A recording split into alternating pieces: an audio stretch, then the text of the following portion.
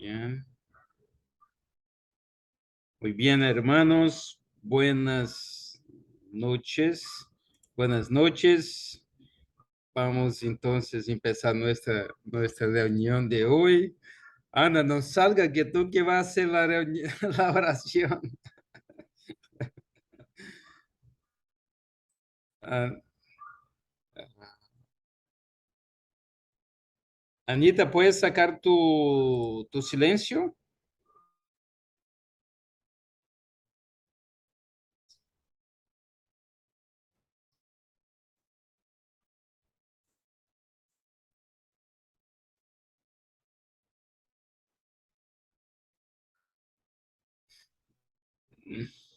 Tranquila, estamos esperándote. O te puedo, déjame ver aquí, yo creo que tú... Perdón, es que toqué algo que no tenía que tocar. Ya te escuchamos, ya te Ok, escuchamos. ok, gracias, está bien. En el nombre del Padre, del Hijo y del Espíritu Santo. Amén. Señor, te damos gracias esta noche por permitirnos una vez más reunirnos a escuchar tu palabra. Bendice a todas nuestras familias, acompáñales en su diario vivir y apártalas de todo mal. Te pedimos especialmente por el pueblo de Turquía y Siria que han sufrido ese gran terremoto, por Ucrania, Rusia, Nicaragua y Venezuela. Te rogamos por la conversión de esos países y de las personas que se han apartado tanto de Dios y que quieren construir un mundo sin ti. Danos, Señor, las herramientas para luchar todos los días ante estos cambios y sentirnos que vamos de tu mano y de la mano de María. Hoy que recordamos a San Valentín, su protección al amor, con él te recordamos también a ti, Señor, ese amor con el que te entregaste por nosotros y que nos has pedido abrir nuestros corazones para hacer un mundo mejor y que podamos vivir con orgullo sabiendo que somos hijos e hijas amados de Dios. Te lo pedimos, Señor. Amén. En el nombre del Padre, del Hijo y del Espíritu Santo. Amén. Amén. Gracias, Ana. Gracias. Y de verdad es muy importante. Muchas veces preguntamos qué podemos hacer, ¿no? Por los que sufren. Esta gente de Turquía y de Siria. Es increíble lo que está pasando allá. Y tiene razón. Entonces podemos orar, podemos clamar a Dios, no por ellos. Gracias, gracias de verdad. Bueno, yo voy, hoy nosotros vamos a ver unos videos de Vinicius y de Padre Marcelo sobre los temas que estamos viendo, ¿no? Entonces son videos recuperados ahí y que nos trae algunas explicaciones. Por ejemplo, ya algunas personas tienen me preguntado, Rubén, ¿por qué estamos viendo leituras de livros tão distintos, não? Segundo Samuel, Salmos, e agora entramos em Crônicas, o primeiro livro de Crônicas, e é importante notar que este plan que Padre Marcelo e Vinícius fizeram, que nós levamos acá em Teófilos, é plan, não é plan seguido de los livros, é de la cronologia, ou seja, a partir de que las lecturas tienen sus enlaces. Entonces, los salmos, por ejemplo, los salmos, estamos leyendo los salmos porque la gran mayoría de los salmos tienen como autor conocido por en la palabra, los estudiosos definen que el principal autor es David. Entonces, ya que estamos leyendo parte de la vida de Davi en Segundo Samuel y Crónicas, estamos llevando también así la lectura de los salmos, que son oraciones, son cantos de alabanza que Davi así lo hacía. Entonces, vamos ver esas presentaciones que nos explica exactamente esto.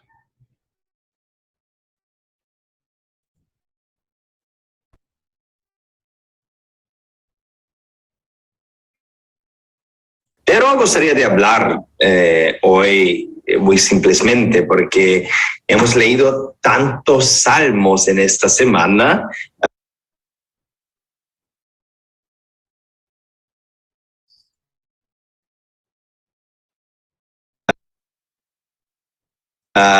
Que fue una semana de mucha oración. Espero que tengan disfrutado porque con los salmos podemos aprender también nosotros a rezar, a estar en esa oración que es una cosa histórica, es una cosa tan genial que nos gusta mucho, que podremos colocar para todos nosotros en nuestras vidas también.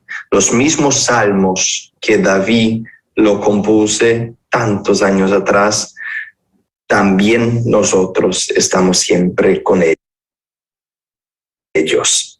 Muy importante, muy bonito recordar, ya hemos hablado de esto, que los salmos eran los salmos también que nuestro Señor Jesús lo rezaba, estaba siempre de oración. ¿Por qué? Porque todos los salmos hablan del Señor Jesús, todo que está en la Biblia. Muy bien, esto ya nos dice nuestro hermano Daniel. Vale, muy bien. Ahora vamos a presentación. Entonces, vamos a relembrar lo que hemos leído en la última semana. Terminamos, o mejor, empezamos con capítulo 25, con la muerte de Samuel, el primero detalle, la primera historia de la muerte de Samuel. Conocemos la historia de Nabal y Abigail. Abigail, la bellísima mujer, y Nabal, el hombre estúpido de Abigail. Acá miren una cosa que es muy interesante, como este pueblo de la cabeza dura ya empieza a hacer errores.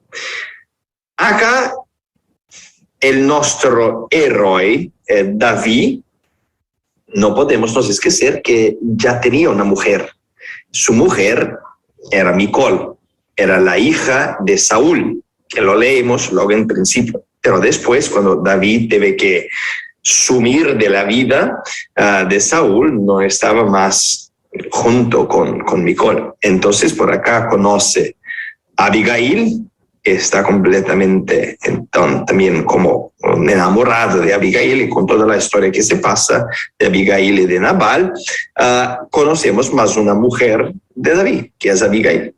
Como si no bastase que ya tenía Micol y Abigail, también escoge una otra, que es Ahinoam, que es una que aparece por allá. Entonces, nuestro rey David ya tienes por ahora 3 mujeres. Muy bien. Miren, comiencen a mirar los errores que ya se pasan por acá. Muy bien, que de toda la historia de Moisés, que se pasa con las leyes, el pueblo, sino los mayores ya empiezan a hacer errores. Después de eso tenemos David que perdona a Saúl. Y de esta vez como en una película de Hollywood, que es una historia genial. Estamos acá en ese episodio de David y Absai invadiendo el campamento de Saúl y dando una lección moral al rey. David perdona la vida de Saúl y pide la paz. ¿Qué piensan ustedes? ¿La tendrá la paz? ¿O serán simplemente las palabras al viento, como decimos nosotros brasileños, las palabras de Saúl? Muy bien, vamos a ver. Entonces llegamos al final del primer libro de Samuel, David con los filisteos. Mire la historia, mira qué se pasa. David está acá con el enemigo, porque sabía que tendría que estar en este campo para conseguirse escapar de esto. Entonces David se refugia en Gat, David vasallo de Aquis. Los filisteos van a la guerra contra Israel. Y esta historia que podríamos hablar tanto de ella, hablar también de los días de hoy, de todo lo que se pasa, de Saúl y la pitonisa de Endor. Muy bien. Entonces, Dios ya no estaba con Saúl. No hablaba con Saúl. Entonces, Saúl tiene que romper todas las reglas, ir hasta una pitonisa para hablar con Samuel. Ese pasaje es genial. A mí me encanta muchísimo. Podríamos, por eso que los digo que podríamos hablar tanto de esto, de tanta historia por acá para hablar, pero vamos a hablar de todo eso en el Nuevo Testamento, porque muchos hermanos por acá pueden pensar en muchas cosas, ¿no? Con espiritismo, con la conversa con los muertos, y con esto. No, por favor, cuidado con todo esto. Una cosa es muy clara en catecismo de la Iglesia y una cosa es muy clara en la Biblia. Nosotros no acreditamos en una reencarnación de las personas. Nosotros acreditamos en la resurrección. Entonces, pero ese tema es un tema muy complejo. Podemos hablar de ello después. Muy bien. Después de eso, David es despedido por los jefes de los filisteos, porque los filisteos ya sabían que David estaba por allá y se lembraron de toda la historia que Saúl mató a 1,000 filisteos, pero David mató a 10,000. Tenemos la campaña contra los amalecitas. Aquí nos vemos la ira y la justicia de David al mismo tiempo. Y al final, la batalla de Gilboa y más una historia de la muerte de Saúl. Vamos a notar por acá, esto también es muy importante, notamos por acá el cinismo de Saúl. Aún habiendo matado a los sacerdotes, siendo un rey terrible y cometiendo toda la barbarie, no quiso morir a manos de los incircuncisos porque se creía superior a ellos. ¿Cuántos hermanos cristianos nosotros conocemos que tienen la misma actitud que Saúl? Y al final, entonces de todo eso, tenemos la triste muerte de Saúl, su escudero, 3 de sus hijos y su escolta. Muy bien, después de eso llegamos entonces al libro segundo de Samuel. Hermanos que llegaran hasta acá, muy bien. Hemos leído ya 10 libros de la Biblia. Ahora tenemos simplemente 63, pero todavía mucha calma porque vamos a llegar hasta el fin. Muy bien, el libro empieza con una tercera historia de la muerte de Saúl. David se entera de la muerte de Saúl. Y después la elegía de David por Saúl y Jonatán. Muy importante es ver la grandeza en este punto, la grandeza de David, cuando David no quería la muerte del rey Saúl simplemente así por ser un enemigo. David lo sabía, es un ungido del Señor, no es cualquier persona, no es así. Entonces la grandeza de David es impresionante porque sabía que eso podría ser el rey después de eso. Muy bien, entonces por acá llegamos a este punto y ahora tenemos una cosa. David y todo el reino de Israel no tiene un rey. Saúl está muerto y necesitan, o mejor piensan que necesitan de un rey. Y ahora, ¿qué irán a hacer? Entonces llegamos al episodio de David como rey de Judá, primeramente. La consagración de David en Hebrón, la mensaje a los habitantes de Jabes, Abner que proclama a Isbaal, rey de Israel, y la guerra entre Judá e Israel y la batalla de Gabaón. Muy bien, entonces ahora vamos a ver que no es simplemente un rey está muerto, entonces ahora es lo próximo, vamos a hacer, será algo completamente democrático, vamos a esperar, no es así. Entonces tenían algunas personas que decían, como los otros pueblos, entonces si el rey está muerto, por supuesto el hijo de este rey debe ser el nuevo rey. Entonces, por eso que conocemos a Isbaal. Pero tiene un problema mucho grande porque esa monarquía no funciona. Ya vimos que la monarquía no funciona porque el Señor debe escoger un rey y es David esa persona.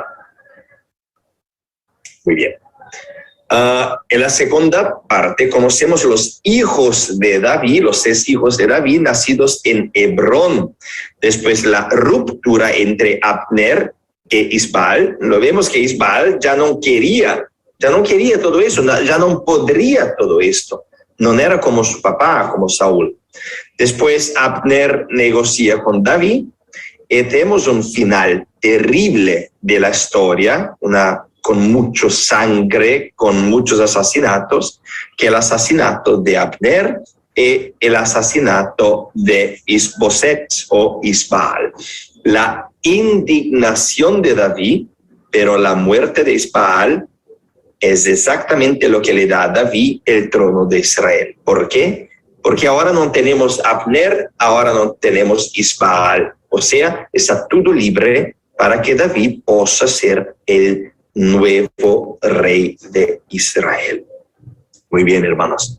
Y con esto terminamos esta breve presentación, porque las otras cosas que hemos leído son los salmos, que son riquísimos, y espero que ustedes tengan también siempre pensado con la cabeza de David, porque estábamos leyendo esos salmos, del socorro, de la grandeza, de la indignación del enemigo. Este es muy, muy importante para pensarnos ahora. Y ahora llegamos a un punto que nosotros estamos mirando claramente los grandes problemas de la monarquía. La gente empieza a hacer cosas como con el asesinato de Isbaal para tratar de agradar a David.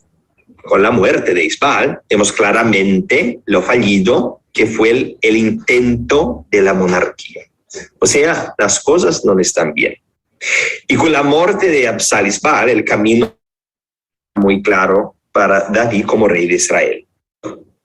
Una vez más, entonces, con este camino para que David sea el rey de Israel, las cosas parecen encajar. Y ahora pregunto para ustedes, ¿qué pensáis? ¿Será que David irá a ser el grande rey de Israel, el rey que irá a solucionar todos los problemas, un buen rey? ¿O será que el pueblo, y también David, será más una vez con la cabeza dura? ¿Lo que piensan ustedes? Muy bien, nosotros ya sabemos, pero vamos a leer todo esto con mucha calma y vamos a conocer. Esta semana vamos a empezar también más un libro. Irán a ver que no iremos a leer ahora el segundo libro de Samuel, cogido simplemente hasta el fin, porque en este libro, después en los libros de los reyes, vamos a conocer los reyes. Vamos a conocer la historia de David, después de Salomón, de todos los reyes. Por esto que las historias de los reyes no están solamente en los libros de los reyes, pero están en los libros de Samuel, el segundo libro, el primero y segundo, en los libros de las crónicas, que vamos a empezar esta semana, en los libros de los reyes. Cada uno de ellos son 2. Entonces, 2 reyes, 2 crónicas, 2 Samuel. O sea, vamos a leer ahora 6 libros que van a nos contar la historia de la monarquía. Ese es lo más importante. Por eso que empezamos con los libros de la crónica. Los dos primeros capítulos de los libros de la crónica será un poco como difícil de leer porque son muchos nombres. Pero no se preocupéis porque nosotros no tendremos una prueba para que tendrán que saber todos los nombres. Pero me gustaría de pedir una cosa muy importante. Cuando van a empezar los libros, las crónicas, el primero capítulo, el segundo capítulo, miren la diferencia, espero yo, que ahora con esta lectura ya sabrán tantos de los nombres que están allá, en la historia de los nombres, porque hemos leído prácticamente todos, ¿vale? Los más importantes. Entonces, miren todas las historias que están allá, como ahora nosotros ya conocemos estas historias. Miren la belleza que es leer la Biblia y miren la belleza que es conocer la historia nuestra, que es la historia de nuestro Señor Jesús, que es la historia de la Iglesia. Muy bien, muchas gracias. Vinicius. Muy bien. Yo vi que alguien tiene problemas con el sonido. No sé si es... ¿todos escuchan o solamente Don Ángel? Yo sí escucho. Ok. Don Ángel, no sé si tiene problema con su compu, con su... Sí, fue resuelto ya. Ok, excelente. Gracias. Yo también Adelante. escucho. Gracias. Muy bien. Vamos ahora, hermanos, ver una mensaje del Padre Marcelo. Vamos allá. Y si tenemos tiempo, también vemos una presentacioncita de nuestro hermano Daniel.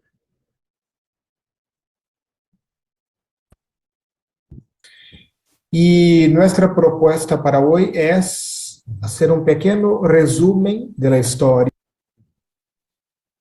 de Israel, cosa cortísima de 5 minutos, para que tengamos siempre fresca la idea de lo que pasa con el pueblo de Israel en este periodo de su historia. ¿Por qué es importante conocer la historia de Israel?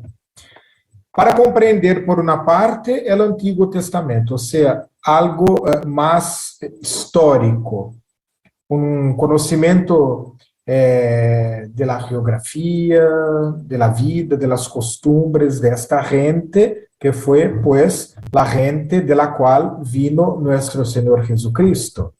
Entonces, es muy importante conocer los orígenes de este pueblo. Y por otra parte, comprender cómo Dios usó la historia humana para escribir una historia de salvación. Essas duas coisas não podemos nunca olvidar, ou seja, que nossa religião, que nosso modo de estar em comunhão com Deus tem raízes históricas, ou seja, nós recebimos do antigo pueblo de Israel muito de lo que temos hoje. Nossa forma, por exemplo, de falar com Deus. Fomos passando aí durante toda esta leitura do Antigo Testamento, como a gente aprendeu a rezar. Estamos nestes dias praticamente terminando a maior parte dos salmos. Que coisa eram os salmos? Era a oração, a plegária litúrgica do povo de Deus, que muita gente, naturalmente, rezava em privado, rezava em suas casas. Então, fomos vendo como Deus mesmo foi ensinando seu povo a rezar. Outra coisa que recebimos do povo de Israel, os ritos em la forma de adorar a Deus. Ou seja, estamos falando do culto público. Ou seja, vemos como existia uma ordem no culto. Existiam ações rituais que foram todas dadas por Deus, prescritas por Deus a seu povo. Y así tenemos alguna analogía, alguna semejanza también de muchos de los rituales antiguos que seguimos todavía nosotros. Entonces, ve, todo lo que es la religión de Israel, las costumbres de Israel, y podemos también decir la moral de Israel, la forma de vivir de Israel, en comunión con Dios, en comunión con los demás, todo eso fue revelado por Dios a su pueblo. Eso fue vivido por Jesucristo. Eso todo encontró también en Jesucristo una otra significación más clara. O sea, Jesús vivió todas las costumbres, toda la fe de su pueblo, y sin embargo transformó todo eso con su vida, sus enseñamientos, su pasión redentora, su muerte redentora, su resurrección redentora. O sea, nosotros estamos haciendo un recorrido por la historia para conocer las raíces de la misma fe cristiana, que fue vivida y que fue enseñada por nuestro Señor Jesucristo. Entonces, me parece que no podemos nunca perder de vista este horizonte de nuestra fe cristiana. ¿Por qué estoy diciéndoles eso? ¿No? Porque en este mundo tan plural donde vivimos, encontramos muchísimas religiones y muchísimas formas de hacer contacto con una divinidad. O sea, nosotros nos destacamos justamente por ser no una religión, sino un camino de vida, un camino, una estrada de amor y de conversión, una estrada de comunión con Dios, donde cada paso não foi inventado por nós outros, sino nos foi regalado por el próprio Deus. É como quando um padre disse a seu filho, mira, te vou ensinar a viver. Não?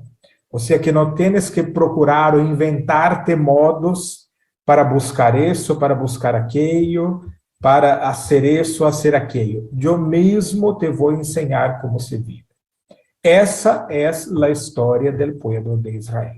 Então, por mais que neste momento todo isso seja muito cansativo, muitas guerras, muitas tribulações, muitos nomes, muitas genealogias, muita geografia bíblica, todo isso faz parte do patrimônio cultural, histórico, religioso que formou o povo de Jesus e que espiritualmente formou também a nosso povo, ou seja, o novo povo de Deus que Pablo em suas cartas chama o novo Israel. E aqui está justamente a importância de conhecer as costumbres de Israel. Nós somos o novo Israel de Deus, o novo povo de Deus. O Concílio Vaticano II insiste muitíssimo nesta imagem da Igreja.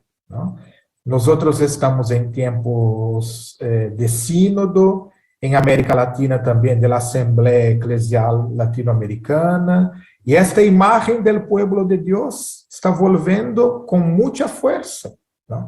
Muitos de vocês são catequistas, são gente que participa em las parroquias, são gente que está muito dentro da vida da igreja e seguramente vão escutar falar muito desta imagem da igreja. A igreja é o novo povo de Deus. É, por lo tanto, o novo Israel. Pero, como podemos ser o novo povo de Deus se não conhecemos como era o antigo povo de Deus? Como podemos ser o novo Israel de Deus se não conhecemos justamente como era o Israel de Deus no Antigo Testamento? E por que se los digo isso? Para evitar um peligro muito sério que pode acontecer quando tomamos esta imagem da igreja como povo de Deus, de confundir as coisas, ou seja, de confundir o povo do Senhor com um povo qualquer. Nós não somos um povo qualquer. Por exemplo, não fomos nós outros quienes nos formamos. Não fomos nós outros quienes nos juntamos. Como se entra a ser parte deste pueblo de Deus? Não é uma escolha nossa. Fomos nós outros escolhidos, fomos nós outros chamados e entramos através de um rito que se chama bautismo. Então, se pode também fazer um paralelo do antigo pueblo de Deus com o novo pueblo de Deus, dizendo, eles tinham sua forma de ingressar em la vida del pueblo, nós outros também temos. Eles tinham suas fiestas, nós outros também temos. Também temos. E é interessante ver que há muita semelhança, não? Por exemplo, vimos aí a celebração da Páscoa, como nasce a Páscoa. Hablamos desta celebração da Páscoa antiga. E vemos como todavia hoje se celebra a Páscoa, com outro sentido, pero a origem da festa é a mesma. Pentecostés. Vimos como havia um Pentecostés no Antigo Testamento, e como nós outros hoje, o novo pueblo de Deus, celebramos também um Pentecostés com outro sentido. Então, toda essa cultura bíblica que estamos tendo agora, lendo, compreendendo, estudando o Antigo Testamento, é muito importante para conhecer nossa própria identidade de pueblo nuevo del Senhor. E também, então, les decía, para evitar um risco que é uma compreensão solo sociológica de la formação del pueblo de Deus, somos um pueblo porque fuimos chamados a ser parte de um pueblo, e também para evitar um outro risco muito presente neste momento da história da igreja, ou seja, de compreendernos como um pueblo que tem uma mirada solo horizontal, que tem uma mirada solo para as coisas deste mundo. Todo o contrário. O novo pueblo de Deus camina hacia uma pátria. Como o antigo pueblo de Deus caminhou no deserto hacia a terra prometida, nós outros, o novo pueblo de Deus, estamos caminhando hacia a pátria definitiva, que é o céu. E vimos como, e isso também é um paralelo muito forte na história cristiana, no antigo pueblo de Deus havia uno que conduzia a gente por el deserto, e esse era Moisés. E agora temos uno que nos conduz por los desertos de la vida hacia la pátria definitiva, e esse é Jesucristo, o novo Moisés. Então, conhecer esses paralelos, conhecer a história antiga, para fijar-nos en el hoy de la história, é muito importante para nossa formação cristiana. E assim podemos sentir-nos como herdeiros do antigo Israel. Não? E também como uma gente que continua a história da aliança. Porque aqui estamos lendo sempre a história da salvação em clave de aliança. Deus é um padre que quer viver em aliança com seus filhos. Quienes são parejas aqui, quienes são casados aqui, compreendem bem o que é a imagem da aliança. Aliança onde nos comprometemos el uno com el outro. Então, essa é a vontade de Deus para o antigo Israel, esta é a vontade de Deus para o novo Israel. Bueno, paro por acá, não? Bueno, qué interesante, ¿no? Sabemos que nosotros somos el nuevo pueblo de Dios, ¿sí o no? No sé si todos ya se apercibieron, pero eso causa ahí llama así de verdad, ¿sí o no? Bueno, vamos ahora a ver una otra parte de Daniel, um vídeo de Daniel que vai nos apresentar uma parte muito interessante. Déjame identificar aquí un instantito, por favor. Muy bien.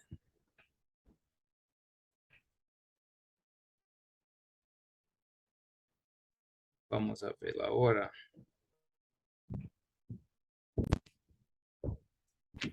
Entonces, para eso simplemente pues voy a compartirles como siempre una pequeña presentación sobre esta temática. Espero les guste, como siempre, hecha con mucho cariño para ustedes. Y bueno, vamos a ver, ustedes me dirán si se está viendo la pantalla. Es una presentación muy sencillita. Bueno, sí, estamos viendo. Me dan manito arriba, ¿sí? Sí, ya se ve. Bueno. Entonces, tenemos aquí un pueblo en el cual podemos ver el principal enemigo del pueblo elegido. Y bueno, sí, ya como el padre Marcelo nos ha dicho, nosotros tenemos un legame, por así decirlo, una relación con este pueblo elegido. Nosotros somos la perfección, la continuación de este pueblo. Entonces los filisteos también tienen algo por decirnos.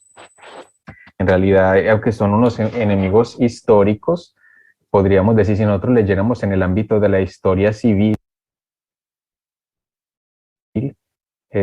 podríamos clasificar a los filisteos como unos simples enemigos de un pueblo, que en esa época todo era muy conflictivo. Entonces, entre los muchos enemigos, uno muy grande, como son este pueblo, pero y podríamos quedarnos ahí en un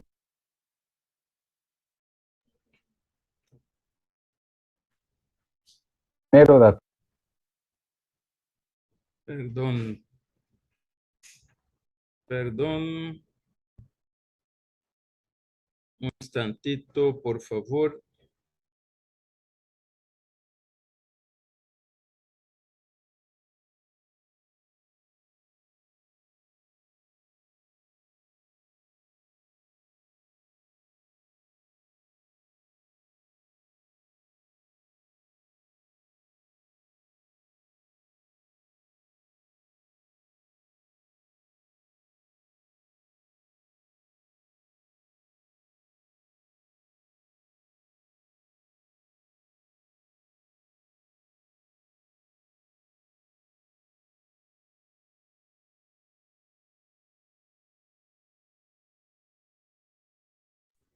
Disculpe que se fue el video. Un instante.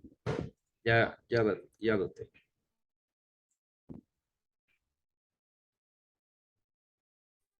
Enemigos simbólicos del pueblo elegido en la actualidad. Entonces vamos a ver un poquito. Esta presentación va a ser muy simple porque simplemente quiero que compartamos juntos precisamente cómo los defectos de los filisteos pueden ser los míos.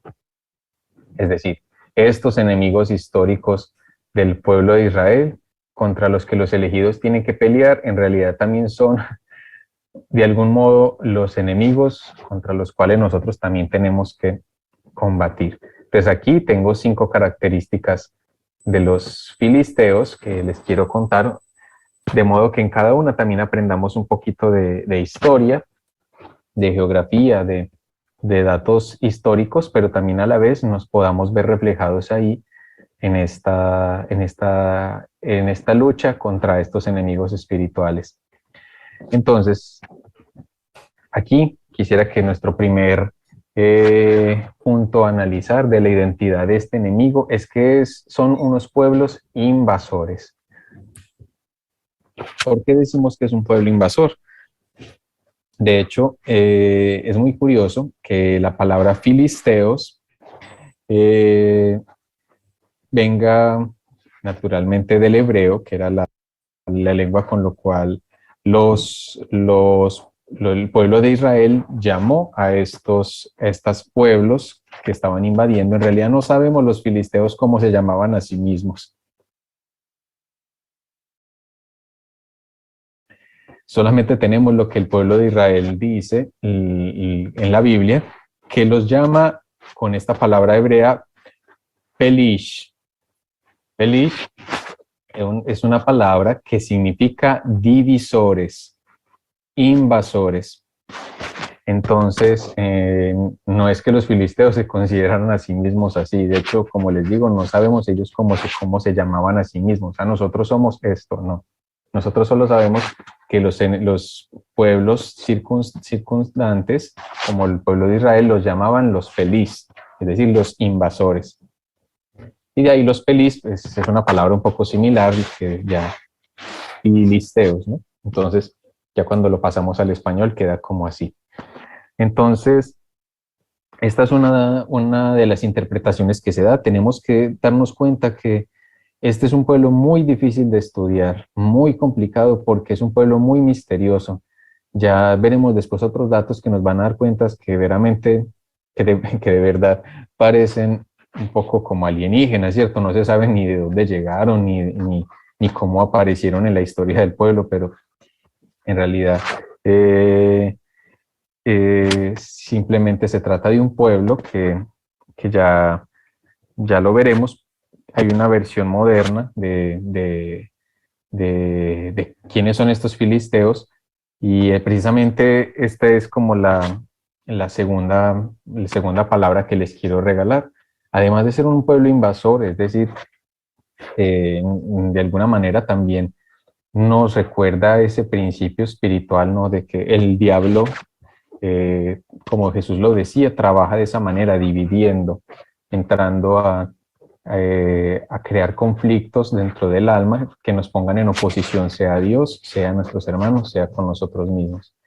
Entonces no podemos dejar que este mal, este virus de la división, de esta oposición hacia Dios, hacia nosotros mismos, hacia nuestros hermanos, lo dejemos llegar a la orilla de nuestra vida.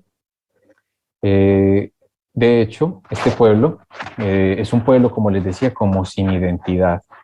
¿Por qué? Porque existe una teoría que dicen que eran unos pueblos, un conjunto de personas que en un principio comenzaron a viajar casi que desde Grecia.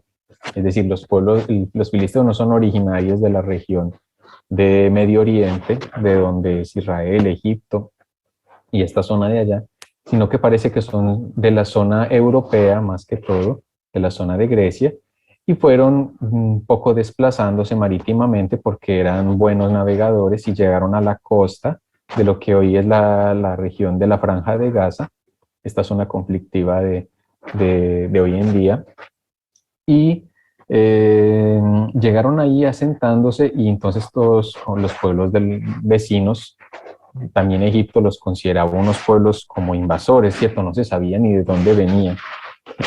De hecho, la Biblia nos da una teoría un poco de dónde pueden haber salido. La teoría moderna, ya con las investigaciones y todo, es que vinieron de la parte griega, del antiguo, de Europa antigua, por así decirlo. Pero también hay una versión bíblica que nos puede dar mucha luz, y es precisamente en el libro del Génesis, en el capítulo 9, versículo 21 a 25, cuando se nos describe la descendencia de Noé. Hay una referencia a los filisteos. Entonces, para que anoten este versículo si les gusta, Génesis 9, 21, 25. Entonces, ahí se nos dice que Noé tenía 3 hijos, Sem, Cam y Japet. Pero Noé, dice el texto bíblico, era cultivador de uvas, trabajaba en un viñedo. Entonces, una vez trabajando con las uvas, se hizo un vino, se preparó un vino y se embriagó. Entonces, se fue a su tienda a dormir, pero se fue a dormir, si no se acordó, y por así decirlo, y se quitó la ropa y se quedó así desnudo. Entonces, su hijo, Cam, el más pequeño, Cam era el más pequeño, fue a la tienda a buscarlo, y cuando lo vio desnudo, fue a decirle a las hermanas y a contarles para que se vinieran a reír de él. Entonces, desde ese momento, cuando Noé se dio cuenta, pronunció una maldición sobre Cam, diciendo que sus hijos iban a ser esclavos. y después más adelantico enumera los pueblos que son hijos de Cam, de los descendientes de Cam. Y entre ellos menciona que los filisteos son descendientes de Cam, es decir, de este hijo maldito, por así decirlo, de Noé, que estaba destinado a ser servidor de las demás, es decir, a perecer, por así decirlo, y esto lo veremos más adelante cuando tratemos el texto de David y Goliat, que tendrá un poco más de sentido desde esta maldición bíblica que pronunció Noé. Pero ¿por qué decimos que es sin identidad? Primero porque ellos cuando llegaron de allá de Grecia, o de donde hayan llegado, no tenían una religión propia, una lengua propia, costumbres propias, eran, digamos, unos inmigrantes que estaban dispuestos a todo, ¿no? Sin identidad. Y apenas llegaron, encontraron a la religión cananea, una religión pagana que había en esa época, y adoptaron prácticamente la lengua, la religión, las prácticas, adoptaron casi todo. Entonces, de alguna manera, cayeron como a merced de cualquier cosa que les llegara. Y eso nos ocurre a nosotros cuando nosotros no tenemos identidad, cuando nosotros tenemos nuestra identidad cristiana frágil, cualquier cosa que nos propongan nos parece como aceptable. Empezamos entonces a tratar temas, por ejemplo, nos proponen el aborto, como nuestra identidad cristiana no está bien cimentada y sabemos que los cristianos defendemos la vida desde el momento de la concepción hasta su muerte natural, entonces nos parece que es muy normal.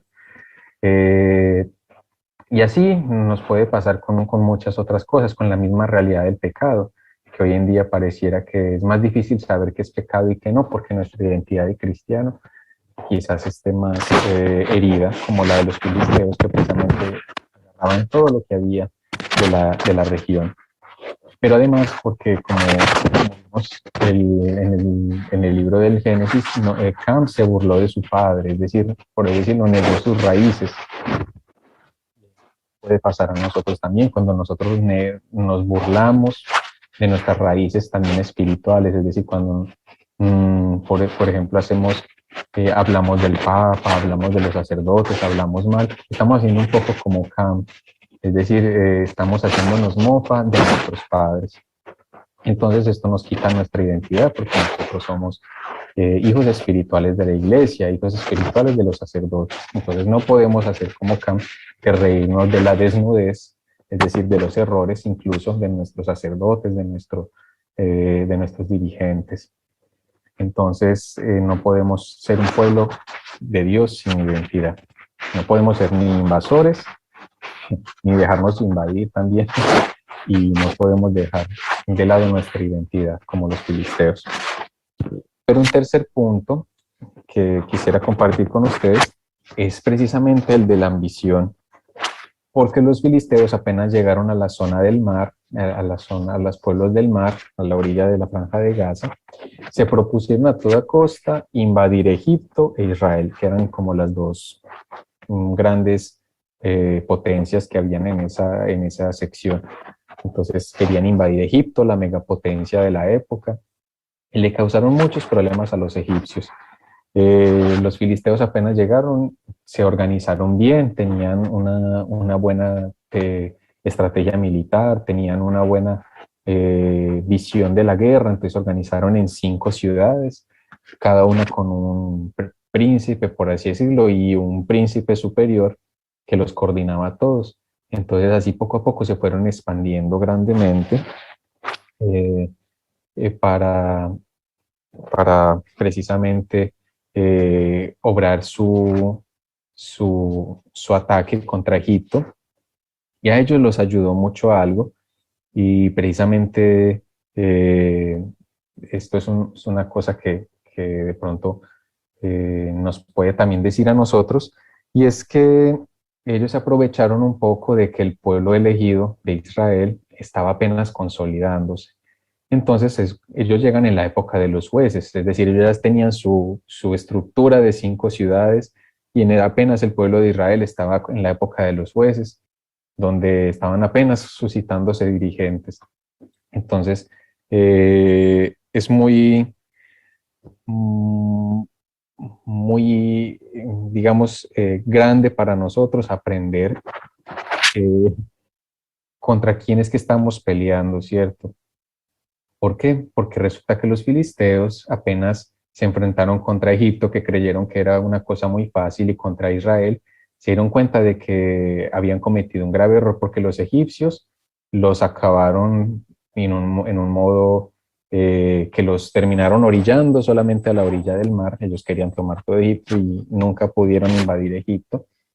Y además tampoco pudieron invadir Israel, porque cuando David llegó al trono, como lo vemos en la historia de David y Goliat, ellos resultaron, nunca pudieron invadir Israel, aunque sí tuvieron grande poder, causaron mucho daño, su ambición no les alcanzó. No, tenemos también nosotros que medir nuestras fuerzas a la hora de combatir nuestros enemigos espirituales, para saber que solos no podemos. Y los filisteos, pues, precisamente creyeron poder coger el mundo con las manos ellos solos, que no nos pase lo mismo a nosotros. Por otro lado, los filisteos también resultaron ser muy egoístas. ¿Por qué?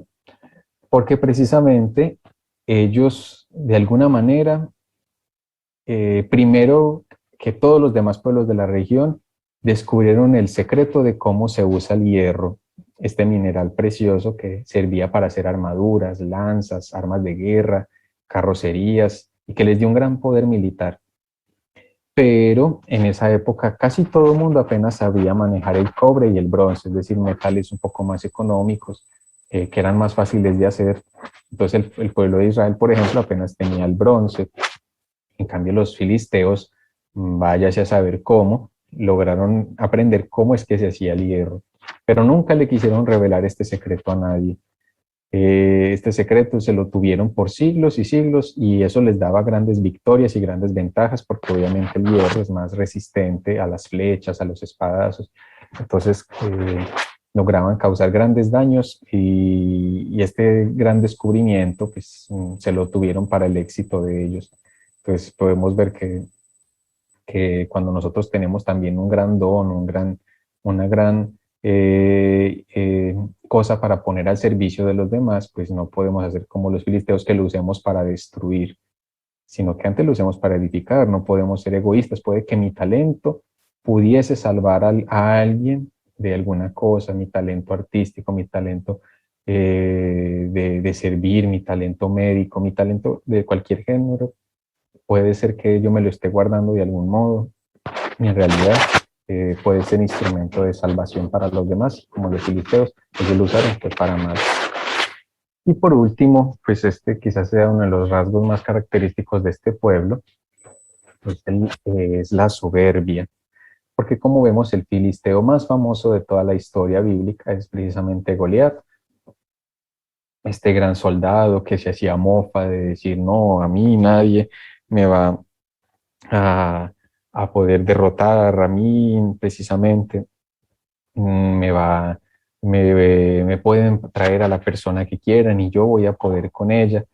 Y vemos que este exceso de soberbia le salió un poco caro a Goliat, porque él fue a pelear con sus propias fuerzas. Él creyó poder ser el divisor, es decir, el invasor, que iba a hacer el triunfo de ese día. Pero el problema es que, como buen filisteo, no tenía identidad, es decir, no tenía un dios ni siquiera al cual rezar.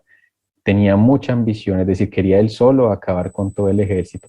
Era egoísta, porque precisamente se dice del texto bíblico que tenía una armadura muy pesada, muy fuerte, muy grande, que a todos los israelitas les llenó de miedo, pero en realidad lo hacía un hombre pesado, porque el egoísmo nos hace pesados, nos hace poco ágiles en la vida de fe.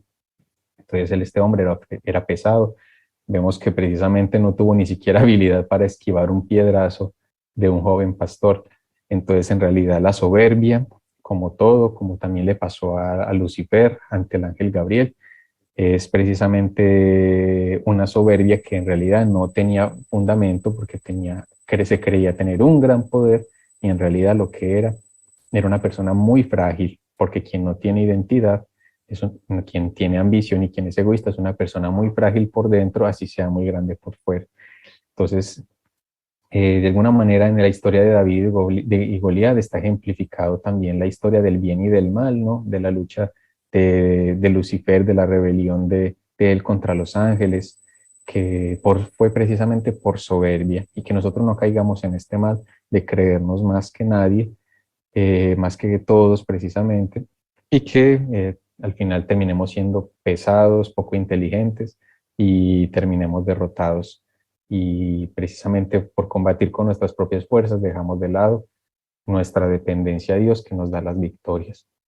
Entonces, aquí tenemos nuestras 5 características de los filisteos. Yo no sé ustedes en cuál se sienten un poco más llamados. Yo precisamente me siento un poco tocado por todos, porque al final los elegidos de Dios, como somos cada uno de nosotros, tiene que combatir contra esto todos los días, los filisteos de cada día.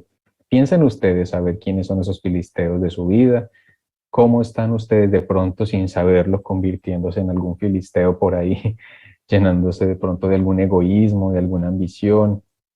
¿Qué cosas pueden estar invadiendo nuestras vidas que nos están de pronto robando esa identidad cristiana? Todo eso son los filisteos para nosotros. Y aquí tenemos en el centro precisamente la imagen de un filisteo, eran más o menos así, con sus armas de hierro, con un penacho en la cabeza muy extraño que no se sabía de dónde lo habían sacado, pero así les gustaba vestirse. Y precisamente así con toda su grandeza exterior, pero un pueblo pobre, frágil y sin identidad, que pereció prácticamente ante el pueblo de Israel y ante las potencias grandes como Babilonia, Siria y Egipto, que a medida que fueron creciendo los fueron eliminando hasta que el día de hoy lo único que queda de los filisteos es la tierra que ellos ocuparon, que es precisamente Palestina. Ahí la relación filisteos-Palestina tienen la misma raíz. Y esa es la tierra que se están ahora disputando precisamente Israel y Palestina. Todavía el conflicto sigue hasta hoy, aun cuando los filisteos ya ni siquiera existen. Entonces, aquí tenemos pues que es una cosa muy actual, sea para el pueblo judío que para nosotros. Y bueno, vamos a ver entonces un poquito más cómo esto nos puede tocar más espiritualmente a cada uno de nosotros.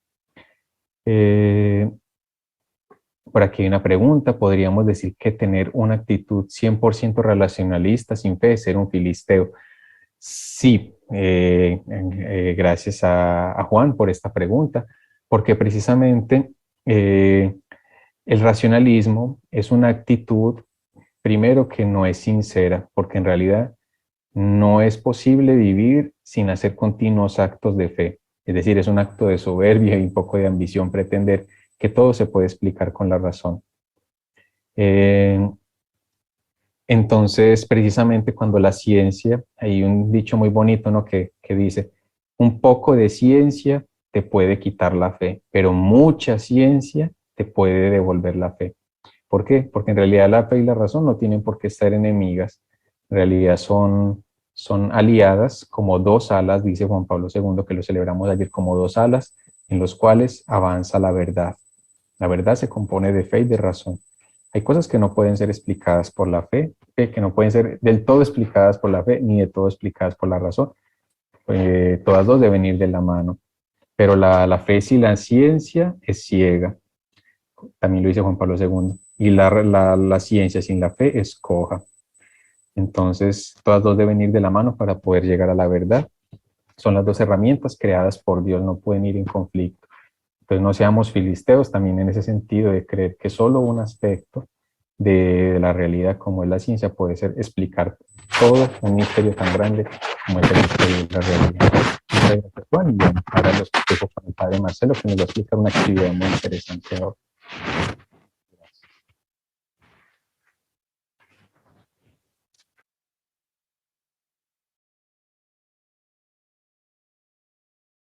Qué interesante, ¿no, hermanos? Qué explicación maravillosa. Hoy tuvimos de Vinícius, de Padre Marcelo y de Daniel, incluso explicándonos un poquito de dónde viene todo esto que nosotros casi que diariamente escuchamos y más ahora, más fuerte, ¿no? Lo que está pasando allá en Israel, los conflictos con la franja de Gaza. O sea, empezó desde ahí, desde los filisteos, ¿no? Y no, wow, tantas cosas que recibimos hoy. Yo creo que hoy el día es de verdad de agradecer, de alabar al Señor por tanta información, tanto conocimiento, tanta bendición que Él nos dio. Tuvimos los videos, entonces ya llegamos nuestra hora. No sé si alguien tiene algún comentario para hacerlo. Si no, podemos finiquitar nuestra reunión de hoy. Iba a pedir al hermano Ángel que pueda hacer nuestra oración final, Ángel. Saca tu silencio, por favor, y nos hace nuestra oración, por favor. Uy, qué difícil me lo pusiste. No soy párroco todavía. Bueno, Señor, en el nombre del Padre, del Hijo y del Espíritu Santo. Amén. Padre Celestial, Padre Todopoderoso, te damos gracias por esta noche de la cual hemos obtenido muchas luces y necesitábamos también interpretar de ahora en adelante esas luces que se nos han dado y estudiarlas y procurar pues sembrarlas en nuestros corazones para poder alcanzar o acercarnos un poquito más hacia ti.